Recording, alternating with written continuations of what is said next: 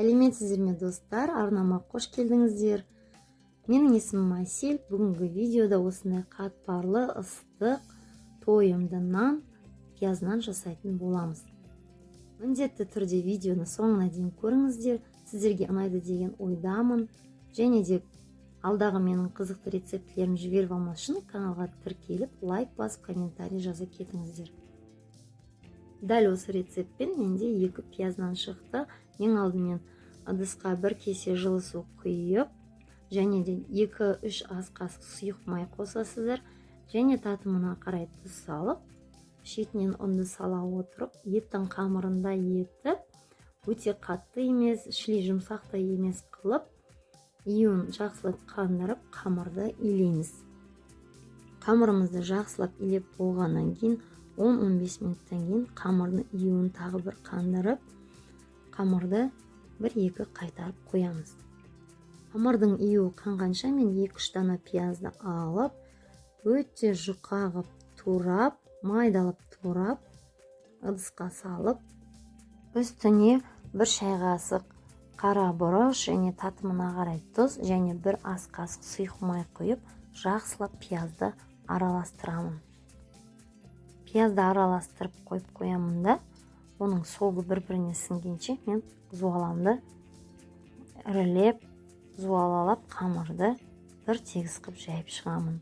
Жайылған қамырдың бетіне сары майды кішкене отқа ертіп, бір тегіс қып самсаның қамырына жаққандай және қаптаманың қамырына жаққандай менің алдыңғы видеоларында бар, қарасаңыздар болады. Дәл солай сұйық майды қамырдың бетіне теп-тегіс қып жағып шығамын. Содан кейін барып, бетіне пиязды жақсылап тұрып төсеймін. Дәл осы жерде сіздер пиязды көбірек қып, егер пиязды жақсы көрсеңіздер, көбірек қып 2-3 дана емес 4-5 данақты қоссаңыздар болады. Тегіс болып жайылған қамырдың бетіне сары майды жағып, бір тегіс қылып қаптаманың қамырындай, самсаның қамырының бетіне жаққандай қылып, алдыңғы менің видеоларымда бар, астына сілтемесін қалдырамын, сол жерден көрсеңіздер болады. Енді өстіп пиязды жұп-жұқа теп-тегіс қылып жағып шыққаннан кейін ораманың қамырындай қылып, пияздың қамырын орап шығамыз, және де ұзынша оралған қамырдың шетінен ұстап, ортаға қарай зуалағып айналдырып шығамыз. Мен осы қаптаманы 2 түрлі әдіспен пісіріп көрдім, нәтижесі қалай болатынын. Яғни біреуін духовкада пісіріп көрдім, екінші қаптама секілді газдың бетінде пісіріп көрдім.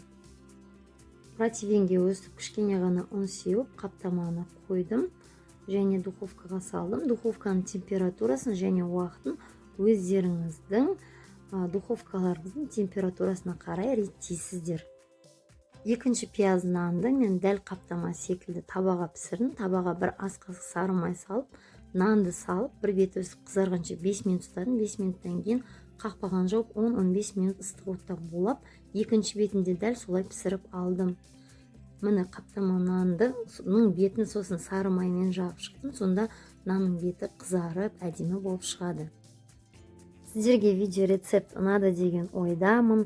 Видео рецептпен бөлісіңіздер және осы рецептпен пиязынан жасап көріңіздер деп сіздерге кеңес беремін. Менің видеоның соңына дейін көргендеріңізге рахмет. Арнамда кездескенше сау болыңыздар.